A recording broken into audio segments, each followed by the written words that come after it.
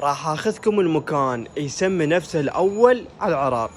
اول شي خلونا نطب للمول حتى نلعب بلاي، وهذا غسلته غسيل وبعت النتيجة 0-0. شلون ما ادري، بالاخير فاز علي بالجزاءات لانه حتى الحكم كان وياه. هنا جاي نفطر بالمول وفجأة صار وقت بارك الله فيك.